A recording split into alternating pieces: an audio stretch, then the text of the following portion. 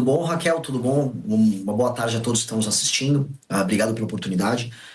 Primeiro, eu vou começar concordando com o ponto que foi colocado na análise inicial, que, de fato, o nome de terceira via não tem muita chance. Eu não sou da terceira via, eu vou substituir o Flávio como o único candidato de direita nessa eleição. E assim eu sou, e assim me colocarei no segundo turno. A segunda coisa, eu não fico surpreso por estar à frente dos governadores, simplesmente porque eu sou um pré-candidato hoje superior a eles. Então não é natural, não apenas me comunico melhor, eu sou presidente do meu próprio partido, os demais pré-candidatos, eles infelizmente têm que se submeter a decisões erradas que vêm dos partidos deles, então eu acho que era um caminho natural. Na verdade, eu não estou surpreso com essa pesquisa e nem concordo com o resultado dela, porque tranquilamente eu tenho muito mais do que 3 pontos percentuais hoje na preferência do brasileiro. Mas ao que o senhor atribui? O senhor está tendo um desempenho melhor do que governadores que governaram estados importantes, que já teriam um recall do público? A qual tipo de estratégia, a forma com que o senhor está se apresentando, como que o senhor está se colocando, que está tendo essa familiaridade com as pessoas? É o que eu disse, eu sou um pré-candidato superior. Quando eu digo superior, eu apresento um conjunto de propostas melhores, eu realmente rodo o Brasil e vejo os problemas reais do Brasil.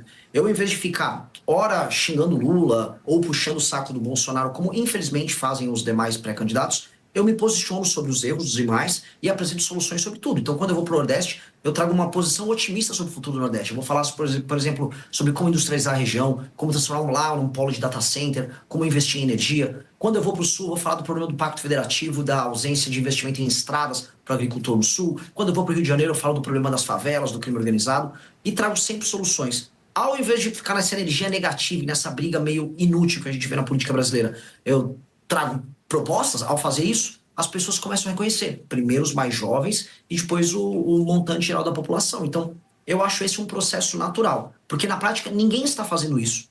Eu fico surpreso que partidos que têm tanto dinheiro, fundo partidário, etc., não consigam fazer o básico. Eu só estou fazendo o básico, então não fico surpreso. Candidato, o senhor disse que só vai substituir Flávio Bolsonaro. E nas suas redes sociais, os seus vídeos fazem muitas críticas a ele, até mais do que ao presidente Luiz Inácio Lula da Silva. Por que o senhor acha que só é um candidato melhor do que Flávio Bolsonaro? Eu não estou envolvido em escândalo de corrupção e eu tenho proposta. É muito, muito simples. Ao não andar no jatinho Vorcaro, ao não ter, sei lá, parceiros meus que praticam rachadinha, ao não me envolver com o Bacelar, com o TH Joias, eu me torno uma pessoa, do ponto de vista ético, muito diferente dele. E eu não fujo de apresentar propostas, mesmo quando elas são impopulares. O Flávio fez uma declaração recentemente dizendo que, olha, eu não vou apresentar nenhuma proposta porque eu vou perder voto. Eu não, eu vou falar tudo o que precisa ser feito, mesmo que isso me faça perder voto, senão eu seria um estelionatário. O estelionato eleitoral é justamente mentir para o eleitor, falou que vai fazer A e depois faz B. E sobre bater nele, no Lula, depende do dia. Tem dia que eu vou bater mais nele, tem dia que eu bato mais no Lula, depende do que cada um aprontou no dia. Eu vou chamar os nossos analistas para participar da nossa conversa, candidato. Vou convidar aqui a Vitória Abel. Pré-candidato, a minha dúvida é justamente em como que o senhor pretende atrair esses eleitores de Flávio Bolsonaro, porque tem uma parcela da direita que de fato parece ser fiel à família Bolsonaro, né, ao nome da família Bolsonaro, aquele em torno de 20% a 30% do eleitor que parece que não desiste de votar na família, independentemente de denúncias que aparecem ou não. Como que o senhor pretende conquistar essa parcela do eleitorado, já que o senhor já se vê num segundo turno? No segundo turno ou no primeiro, só para qualificar a pergunta? Não, porque o senhor disse que vai substituir Flávio Bolsonaro como candidato da direita, então eu imagino que o senhor se veja no segundo turno. Sim, então no segundo turno, muito simples, esse eleitor, ele vota contra o PT. Antes de votarem na família Bolsonaro, esse eleitor votava até em candidatos do PSDB no segundo turno, porque o foco era derrotar o petismo, que eles enxergam como inimigo no seu sistema de valores. Eu já derrotei o petismo, por exemplo, durante o impeachment da Dilma Rousseff. E aí basta eu mostrar para essas pessoas que eu sou melhor no enfrentamento ao PT, que eu sou mais vencedor nesse enfrentamento ao PT do que, por exemplo, Flávio Bolsonaro. E aí é uma questão de convencimento deles no segundo turno. No primeiro turno, se essas pessoas que são muito leais à família Bolsonaro quiserem votar no Flávio, elas votam. A questão é que elas sozinhas não são suficientes para colocá-lo no segundo turno. Tanto que o próprio Flávio Bolsonaro mudou a estratégia dele para tentar acenar para outros eleitores e ele não está conseguindo convencê-los. Candidato, queria convidar o Yander Porcela. Eu tenho mais perguntas, mas queria convidar primeiro o Yander Porcela para fazer uma pergunta. Yander. Candidato, boa tarde. Eu queria saber um pouco mais sobre o que o senhor pensa de economia. Caso seja eleito presidente, o senhor defende uma agenda mais liberal? Defende, por exemplo, privatizações, privatização da Petrobras, dos Correios, das estatais em geral? Como que o senhor está fazendo esse programa em relação à economia?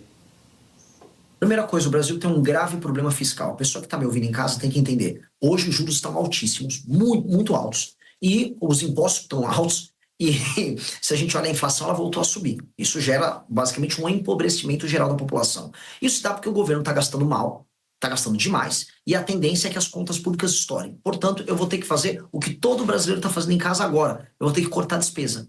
E eu vou cortar despesas começando pelos privilégios, começando pela elite brasileira, especialmente empresários que pegam renúncia fiscal, mexendo com gente do judiciário, e depois indo para gastos estúpidos que acontecem nas áreas previdenciárias, por exemplo, privilégio na área da Previdência, e correções para fazer com que o Brasil, na parte de gastos e políticas sociais, funcione como os países sérios. Aí eu economizo, e economizando os juros cai, o Brasil pode, daqui 2 anos, começar a cortar impostos, diminuir as alíquotas de impostos, e também a inflação diminui. Isso tem um efeito muito positivo na economia. Segunda coisa, privatizações. Depende da empresa pública. Correio tem que privatizar. Petrobras, hoje com o mundo em crise, com recursos naturais sendo utilizados como barganha, eu não entregaria uma empresa estatal brasileira para uma estatal chinesa, como a PetroChina, ou para a Aramco, que é a estatal da Arábia Saudita, que são as empresas hoje que estão aí no mercado olhando para a compra de estatais de petróleo de outras nações. Não farei, tenho que usar isso como uma reserva estratégica. Agora, para outras empresas públicas que não têm, vamos dizer, função de serem estatais, eu vou vender mesmo, vou privatizar. A Petrobras seria a única empresa, então, que o senhor não privatizaria? Não, a Embrapa, por exemplo, eu não privatizaria. Candidato, o senhor já disse que é um admirador de Javier Milei. Por quê? Porque o Javier Milei, ele foi muito sincero no processo eleitoral argentino em falar que eles precisariam fazer reformas muito duras e que as supostas políticas sociais que encheram o Estado argentino de gastos não funcionavam e que quebraram a Argentina. E ao falar isso, ao invés de ficar contratando um marqueteiro para enganar o eleitor com palavra bonitinha, ele cativou os eleitores para uma causa. Portanto, ele, enquanto presidente, está representando uma causa, que ele chama de enfrentamento à casta dos políticos e aos gastos exagerados. E ele começou a apresentar os seus primeiros resultados, como queda de inflação, redução do déficit na Argentina, que é absurdo, e começar a apontar, né, a boas expectativas em termos de crescimento econômico lá. Então eu admiro esse tipo de coragem que ele teve. Acho uma coragem realmente admirável e eu gostaria que os pré-candidatos no Brasil adotassem essa postura de falar a verdade, doa quem doer. O senhor tem ideias econômicas muito consistentes, candidato, mas, por exemplo, o seu projeto de desfavelização, como que o senhor financiaria ele?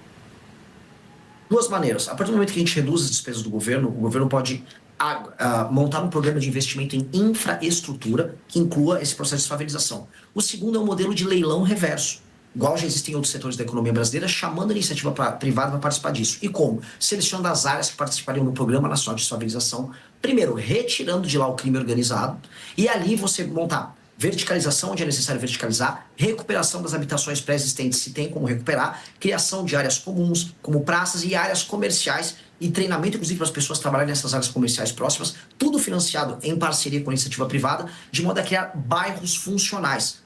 Com base nisso e aumentando a capacidade de investimento do Estado brasileiro, a gente consegue mudar essa principal chaga do Brasil. Todo mundo sabe que viver em favela é muito ruim para as pessoas que moram lá. E só, sei lá, artista e intelectual acha bonito. Então, nós vamos enfrentar esse problema e, do ponto de vista econômico, isso vai se tornar uma solução e não um problema. Eu não estou falando em torrar dinheiro num programa que para muita gente é inútil porque tem gente que acha bonito favela. Eu estou falando em algo que vai integrar as pessoas e aumentar a produtividade daquelas pessoas das favelas, porque ao serem tratadas com dignidade, terem um bairro bom para morar, elas vão trabalhar melhor, produzir mais, estudar, porque no fundo elas estão sendo respeitadas como cidadãos.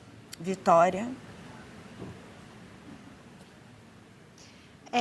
Essa última parte, pré-candidato, que o senhor falou de retirar, por exemplo, o crime das favelas, a gente sabe que é um problema bastante difícil de se resolver. Muitos diferentes governos, tanto nacional quanto governos estaduais, não conseguiram fazer isso.